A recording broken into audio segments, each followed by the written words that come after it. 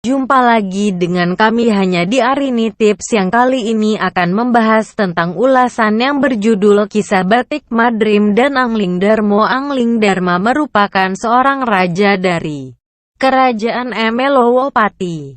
Raja Angling Dharma dan kerajaannya yang makmur serta sifat-sifatnya yang adil dan belas asih kepada rakyatnya beristerikan Dewi Setiawati putri Bergawan Maniksutra, gurunya.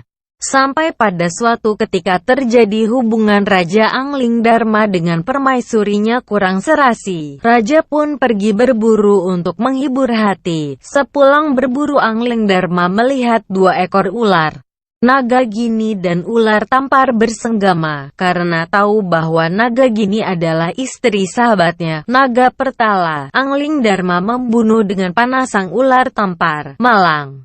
Panah itu menyerempet ekor naga begini. Kisah ini menceritakan pula sikap orang muda yang emosional apabila melihat dua pasang burung jalak, jelmaan Sang Hyang Batara Guru dan Dewi Uma, istrinya, berasyik masyuk di atas pohon persis di atas kepala sang raja. Kedua-dua ekor burung itu pun dipanahnya. Matilah si burung betina. Burung jantan pun mengucapkan kutuknya.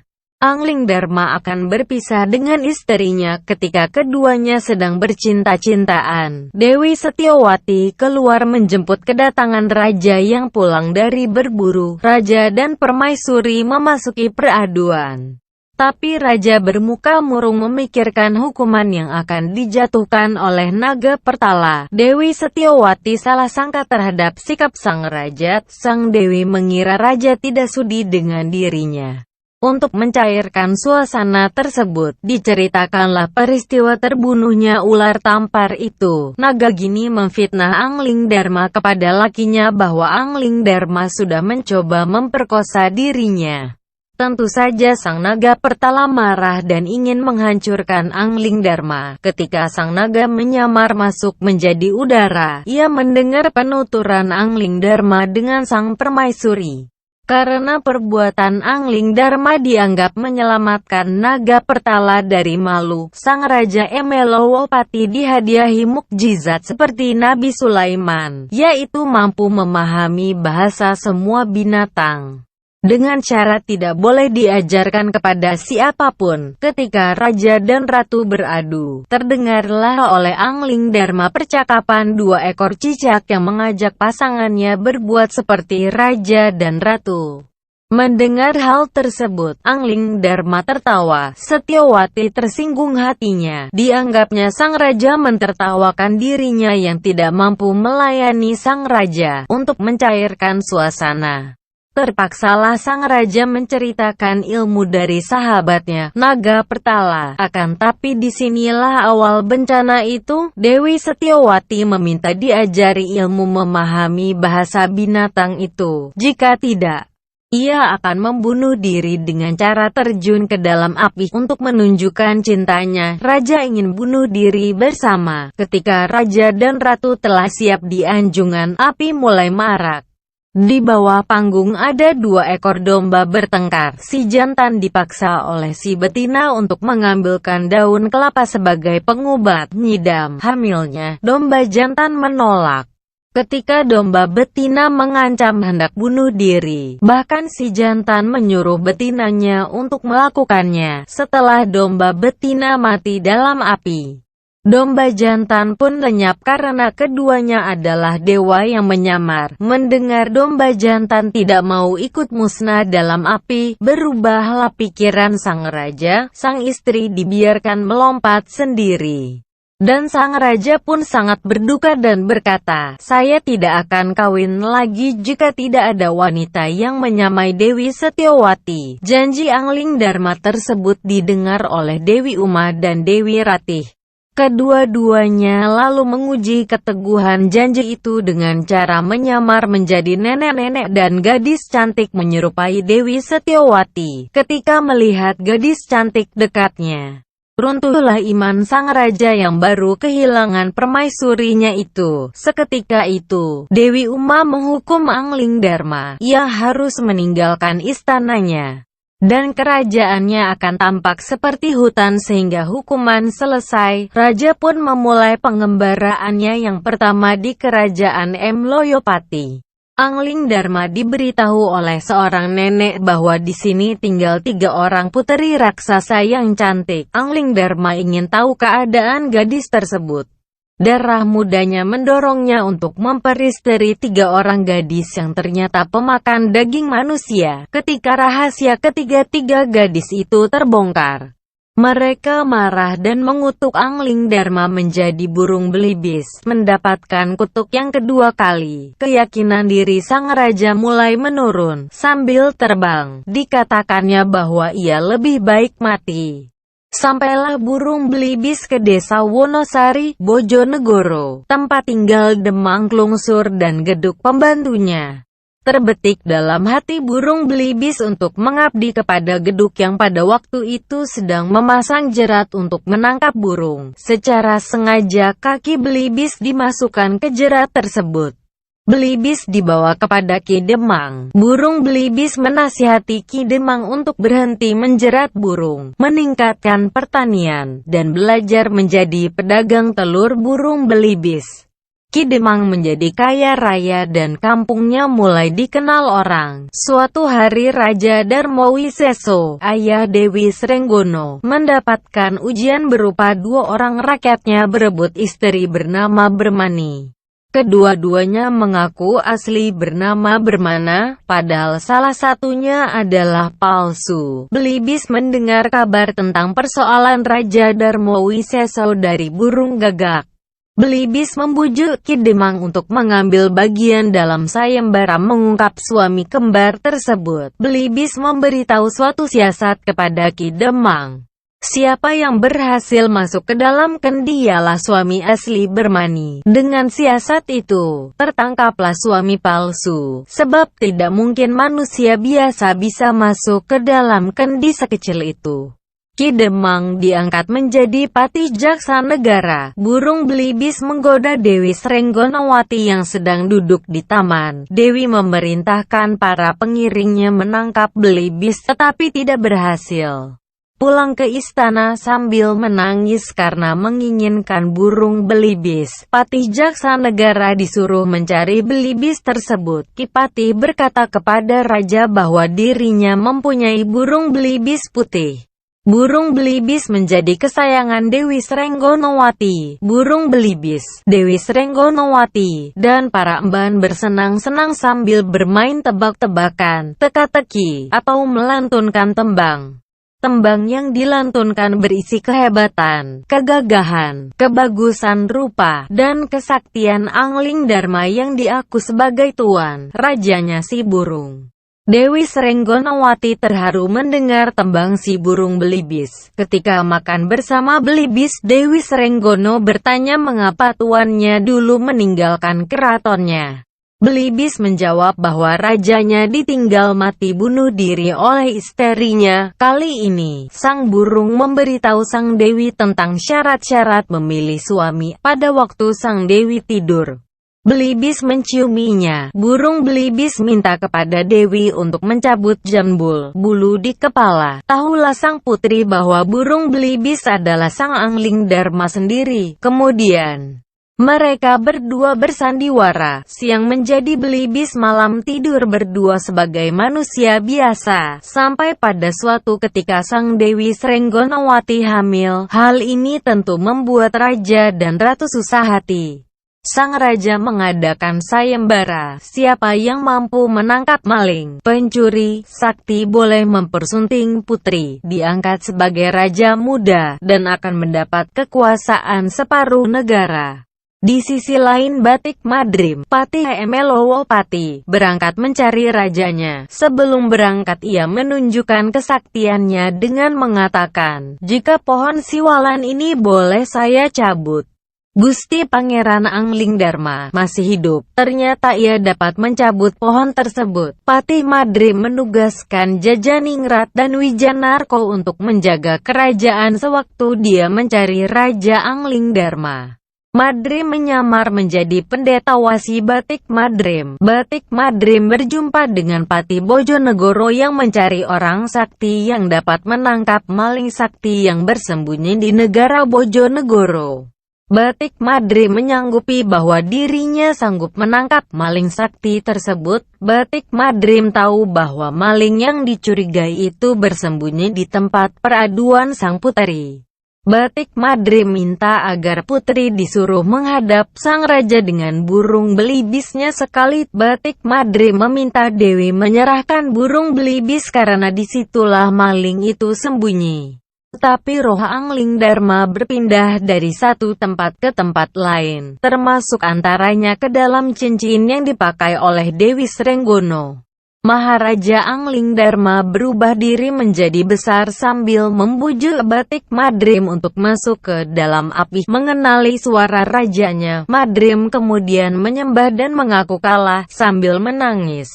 Madrim meminta agar rajanya bersedia menghadap Raja Darmawiseso, ayahanda Dewi Srenggonowati, agar dibenarkan mempersunting putrinya. Raja Darmawiseso justru sangat gembira karena tahu bahwa menantunya adalah raja termasyhur. Setelah perkawinan selesai, Angling Dharma berkata kepada ayah mertuanya bahwa ia tidak bersedia menjadi raja. Kemudian ia berpamitan untuk meneruskan perjalanan, karena waktu hukuman, kutukan belum selesai.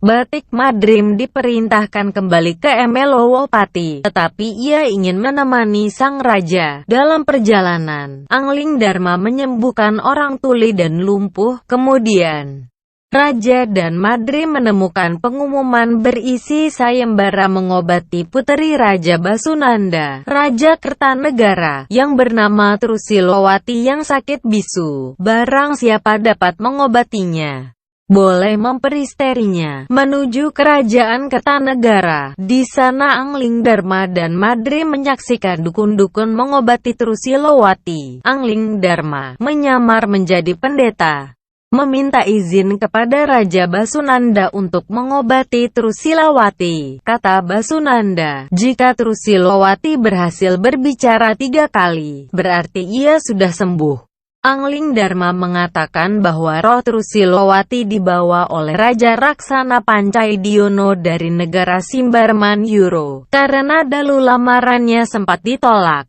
roh itulah yang kemudian dikembalikan oleh Angling Dharma. Untuk mengujinya, Batik Madrim memberi teka-teki patung.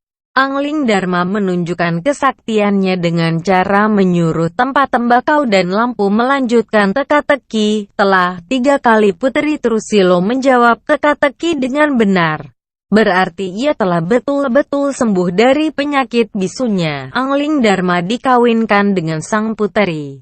Raja-raja yang pernah mencoba mengobati sang puteri amat marah mendengar Dewi Trusilo sudah dikawinkan. Mereka hendak menyerang Kertanegara. Tapi Angling Dharma dan Madrim membela kerajaan Kertanegara. Angling Dharma meminta diri hendak meneruskan perjalanan. Trusilo memaksanya untuk ikut di perjalanan. Batik Madrim iri hati dengan keberhasilan Angling Dharma mempersunting 2 orang puteri cantik. Kata hatinya, semestinya dibagi satu-satu. Hatinya yang dengki menyusun siasat. Ketika Trusilo haus dan ingin meminta air, Madrim menyuruh Angling Dharma memasuki badan burung merak untuk mengambil buah kelapa muda. Ketika roh Angling masuk ke badan burung merak, jasad Angling dimasuki roh Madrim. Madrim dengan tubuh Angling menggoda Trusilo, tapi gagal. Ia lalu berbalik arah menuju Bojonegoro hendak memperdayakan Dewi Srenggono. Dewi Srenggono menolak untuk bertemu karena taat pesan suaminya bahwa ia akan kembali jika ada kambing mengalahkan gajah. Kelakuan Madrim sungguh aneh. Madrim bertubuh Angling suka bermabuk-mabukan minum arak. Melihat itu semua merak putih terbang menuju Taman Bojonegoro menjumpai Dewi Srenggono istrinya yang sedang tertidur di pinggir taman. Dewi Srenggono meluapkan rindunya kepada suaminya. Juga dituturkannya keadaan puteranya yang sudah mulai besar. Disampaikannya juga perilaku Madrim dengan rupa angling bahwa ia suka berjudi dan mengadu kambing dengan gajah, burung merak dan Dewi Srenggono mengatur strategi. Madrim bertubuh angling disuruh datang ke tempat peraduan dengan membawa kambingnya. Di situ, Madrim diberi minum arak. Setelah setengah mabuk, Dewi Srenggono minta agar kambing mengambilkan bunga gading. Tanpa berpikir panjang, roh Madrim meninggalkan jasad angling dan masuk ke tubuh kambing. Roh angling Dharma pun segera menyusup ke tubuhnya sendiri. Ketika tahu bahwa dirinya tertipu, kambing pun mengamuk menyerang angling Dharma asli. Namun, raja mesti menang dari patihnya. Madrim pun meminta ampun. Angling Dharma mengampuni kesalahan patihnya, dan menyuruhnya untuk segera mencari badan wadahnya di dalam gua di tengah hutan. Sejak itu, selesailah sudah hukuman dewa kepada Angling Dharma. Kerajaan Bojonegoro selanjutnya diserahkan kepada Angling Dharma oleh Raja Darmawiseso. Setelah putra Angling dengan Dewi Srenggono yang bernama Angling Kusumo telah beranjak dewasa, ia dibawa ke pertapaan oleh datuknya. Di sisi lain Trusilo pun telah melahirkan puteranya dengan diberi nama Danurwendo. Pada waktu ini pula, Raja Raksana Pancaidiyono yang merasa memiliki Trusilowati ingin merebut kembali sang puteri dari tangan Angling Dharma. Pancaidiyono menyerang Emelowopati. Patih dan rakyat Emelowopati kekalahan menghadapi serangan pasukan Pancaidiyono. Patih Arjo Wijanarko bertekad hendak melawan pasukan yang menyerang. Patih Aryo Wijanarko diberitahu oleh Bagawan Maloyosidi bahwa Pancaidiyono bukan tandingannya. Prabu Angling Dharma bersama dengan istri-istri dan putra-putranya menuju ke Emelowopati. Rombongan ini diiringi 3.000 pasukan. Pasukan Pancaidiyono dibunuh pada saat mabuk. Danurwendo berperang dengan gagah dan banyak membunuh musuh. Madrim akhirnya berhasil menemukan tubuhnya. Ia segera kembali ke kerajaan Emelowopati untuk ikut berperang melawan Patih Kalasrenggi. Angling Dharma dan pasukannya akhirnya memenangi peperangan melawan Pancaidiyono. Raja Emelowopati kembali ke keratonnya bersama Dewi Srenggono, Trusilo, dan Mayang Kusuno serta putra-puteranya. Terima kasih subscribe Arini Tips. Untuk mencairkan suasana, terpaksalah sang raja menceritakan ilmu dari sahabatnya, Naga Pertala. Akan tapi disinilah awal bencana itu. Dewi Setiawati meminta diajari ilmu memahami bahasa binatang itu. Jika tidak, ia akan membunuh diri dengan cara terjun ke dalam api. Untuk menunjukkan cintanya, raja ingin bunuh diri bersama. Ketika raja dan ratu telah siap di anjungan, api mulai marak.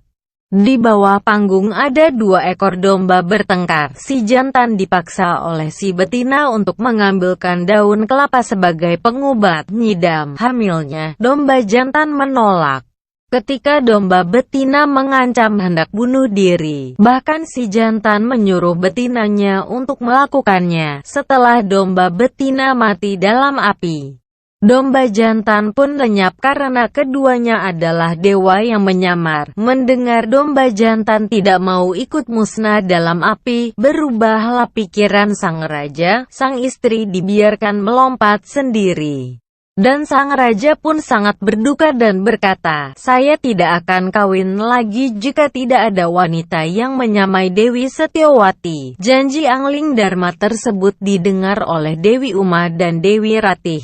Kedua-duanya lalu menguji keteguhan janji itu dengan cara menyamar menjadi nenek-nenek dan gadis cantik menyerupai Dewi Setiawati. Ketika melihat gadis cantik dekatnya, runtuhlah iman sang raja yang baru kehilangan permaisurinya itu. Seketika itu, Dewi Uma menghukum Angling Dharma. Ia harus meninggalkan istananya, dan kerajaannya akan tampak seperti hutan sehingga hukuman selesai. Raja pun memulai pengembaraannya yang pertama di kerajaan Emloyopati. Angling Dharma diberitahu oleh seorang nenek bahwa di sini tinggal 3 orang puteri raksasa yang cantik. Angling Dharma ingin tahu keadaan gadis tersebut.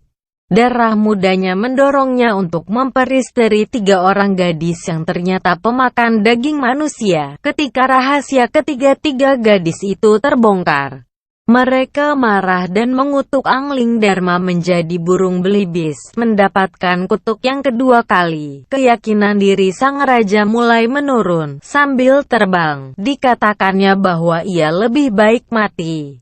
Sampailah burung belibis ke desa Wonosari, Bojonegoro, tempat tinggal Demang Klungsur dan Geduk pembantunya.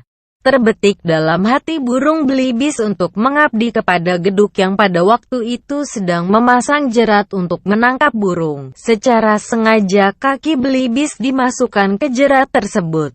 Belibis dibawa kepada Ki Demang. Burung belibis menasihati Ki Demang untuk berjumpa lagi dengan kami hanya di Arini Tips yang kali ini akan membahas tentang ulasan yang berjudul Kisah Batik Madrim dan Angling Darmo. Angling Dharma merupakan seorang raja dari Kerajaan Emelowopati. Raja Angling Dharma dan kerajaannya yang makmur serta sifat-sifatnya yang adil dan belas asih kepada rakyatnya, beristerikan Dewi Setyowati puteri Bergawan Manik Sutra, gurunya. Sampai pada suatu ketika terjadi hubungan Raja Angling Dharma dengan permaisurinya kurang serasi. Raja pun pergi berburu untuk menghibur hati. Sepulang berburu, Angling Dharma melihat 2 ekor ular Nagagini dan ular tampar bersenggama. Karena tahu bahwa Nagagini adalah istri sahabatnya, Naga Pertala, Angling Dharma membunuh dengan panah sang ular tampar malang. Panah itu menyerempet ekor naga begini. Kisah ini menceritakan pula sikap orang muda yang emosional apabila melihat 2 pasang burung jalak, jelmaan Sang Hyang Batara Guru dan Dewi Uma, istrinya, berasyik-masyuk di atas pohon persis di atas kepala sang raja. Kedua-dua ekor burung itu pun dipanahnya. Matilah si burung betina. Burung jantan pun mengucapkan kutuknya. Angling Dharma akan berpisah dengan istrinya ketika keduanya sedang bercinta-cintaan. Dewi Setyowati keluar menjemput kedatangan raja yang pulang dari berburu. Raja dan permaisuri memasuki peraduan. Tapi raja bermuka murung memikirkan hukuman yang akan dijatuhkan oleh Naga Pertala. Dewi Setyowati salah sangka terhadap sikap sang raja. Sang Dewi mengira raja tidak sudi dengan dirinya. Untuk mencairkan suasana tersebut, diceritakanlah peristiwa terbunuhnya ular tampar itu. Nagagini memfitnah Angling Dharma kepada lakinya bahwa Angling Dharma sudah mencoba memperkosa dirinya. Tentu saja sang Naga Pertala marah dan ingin menghancurkan Angling Dharma. Ketika sang naga menyamar masuk menjadi udara, ia mendengar penuturan Angling Dharma dengan sang permaisuri. Karena perbuatan Angling Dharma dianggap menyelamatkan Naga Pertala dari malu, sang Raja Emelowopati dihadiahi mukjizat seperti Nabi Sulaiman, yaitu mampu memahami bahasa semua binatang. Dengan cara tidak boleh diajarkan kepada siapapun. Ketika raja dan ratu beradu, terdengarlah oleh Angling Dharma percakapan 2 ekor cicak yang mengajak pasangannya berbuat seperti raja dan ratu. Mendengar hal tersebut, Angling Dharma tertawa. Setyowati tersinggung hatinya. Dianggapnya sang raja mentertawakan dirinya yang tidak mampu melayani sang raja separuh negara. Di sisi lain, Batik Madrim, Patih Emelowopati, berangkat mencari rajanya. Sebelum berangkat ia menunjukkan kesaktiannya dengan mengatakan, "Jika pohon siwalan ini boleh saya cabut." Gusti Pangeran Angling Dharma masih hidup. Ternyata ia dapat mencabut pohon tersebut. Patih Madrim menugaskan Jajaningrat dan Wijanarko untuk menjaga kerajaan sewaktu dia mencari Raja Angling Dharma. Madrim menyamar menjadi pendeta wasi Batik Madrim. Batik Madrim berjumpa dengan Patih Bojonegoro yang mencari orang sakti yang dapat menangkap maling sakti yang bersembunyi di negara Bojonegoro. Batik Madrim menyanggupi bahwa dirinya sanggup menangkap maling sakti tersebut. Batik Madrim tahu bahwa maling yang dicurigai itu bersembunyi di tempat peraduan sang putri. Batik Madrim minta agar putri disuruh menghadap sang raja dengan burung belibisnya sekali. Batik Madrim meminta Dewi menyerahkan burung belibis karena disitulah maling itu sembunyi. Tetapi roh Angling Dharma berpindah dari satu tempat ke tempat lain, termasuk antaranya ke dalam cincin yang dipakai oleh Dewi Srenggono. Maharaja Angling Dharma berubah diri menjadi besar sambil membujuk Batik Madrim untuk masuk ke dalam api. Mengenali suara rajanya, Madrim kemudian menyembah dan mengaku kalah sambil menangis. Madrim meminta agar rajanya bersedia menghadap Raja Darmawiseso, ayahanda Dewi Srenggonowati, agar dibenarkan mempersunting putrinya. Raja Darmawiseso justru sangat gembira karena tahu bahwa menantunya adalah raja termasyhur. Setelah perkawinan selesai, Angling Dharma berkata kepada ayah mertuanya bahwa ia tidak bersedia menjadi raja. Kemudian ia berpamitan untuk meneruskan perjalanan, karena waktu hukuman, kutukan belum selesai. Batik Madrim diperintahkan kembali ke Emelowopati, tetapi ia ingin menemani sang raja dalam perjalanan. Angling Dharma menyembuhkan orang tuli dan lumpuh. Kemudian Raja dan Madrim menemukan pengumuman berisi sayembara mengobati puteri Raja Basunanda, Raja Kertanegara, yang bernama Trusilowati yang sakit bisu. Barang siapa dapat mengobatinya, boleh memperisterinya. Menuju kerajaan Kertanegara. Di sana Angling Dharma dan Madrim menyaksikan dukun-dukun mengobati Trusilowati. Angling Dharma menyamar menjadi pendeta, meminta izin kepada Raja Basunanda untuk mengobati Trusilowati. Kata Basunanda, jika Trusilowati berhasil berbicara 3 kali, berarti ia sudah sembuh. Angling Dharma mengatakan bahwa roh Trusilowati dibawa oleh Raja Raksana Pancai-Diono dari negara Simbarman Yuro, karena dahulu lamarannya sempat ditolak. Roh itulah yang kemudian dikembalikan oleh Angling Dharma. Untuk mengujinya, Batik Madrim memberi teka-teki patung. Angling Dharma menunjukkan kesaktiannya dengan cara menyuruh tempat tembakau dan lampu melanjutkan teka-teki. Telah 3 kali Putri Trusilo menjawab teka-teki dengan benar, berarti ia telah betul-betul sembuh dari penyakit bisunya. Angling Dharma dikawinkan dengan sang puteri. Raja-raja yang pernah mencoba mengobati sang puteri amat marah mendengar Dewi Trusilo sudah dikawinkan. Mereka hendak menyerang Kertanegara. Tapi Angling Dharma dan Madrim membela kerajaan Kertanegara. Angling Dharma meminta diri hendak meneruskan perjalanan. Trusilo memaksanya untuk ikut di perjalanan. Batik Madrim iri hati dengan keberhasilan Angling Dharma mempersunting 2 orang puteri cantik. Kata hatinya, semestinya dibagi satu-satu. Hatinya yang dengki menyusun siasat. Ketika Trusilo haus dan ingin meminta air, Madrim menyuruh Angling Dharma memasuki badan burung merak untuk mengambil buah kelapa muda. Ketika roh Angling masuk ke badan burung merak, jasad Angling dimasuki roh Madrim. Madrim dengan tubuh Angling menggoda Trusilo, tapi gagal. Ia lalu berbalik arah menuju Bojonegoro hendak memperdayakan Dewi Srenggono. Dewi Srenggono menolak untuk bertemu karena taat pesan suaminya bahwa ia akan kembali jika ada kambing mengalahkan gajah. Kelakuan Madrim sungguh aneh.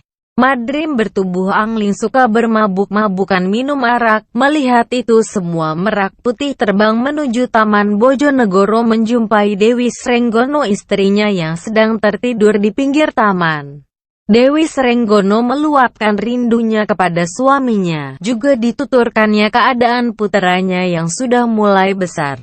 Disampaikannya juga perilaku Madrim dengan rupa Angling bahwa ia suka berjudi dan mengadu kambing dengan gajah, burung merak dan Dewi Srenggono mengatur strategi Madrim bertubuh angling disuruh datang ke tempat peraduan dengan membawa kambingnya. Di situ, Madrim diberi minum arak. Setelah setengah mabuk, Dewi Srenggono minta agar kambing mengambilkan bunga gading. Tanpa berpikir panjang, roh Madrim meninggalkan jasad angling dan masuk ke tubuh kambing.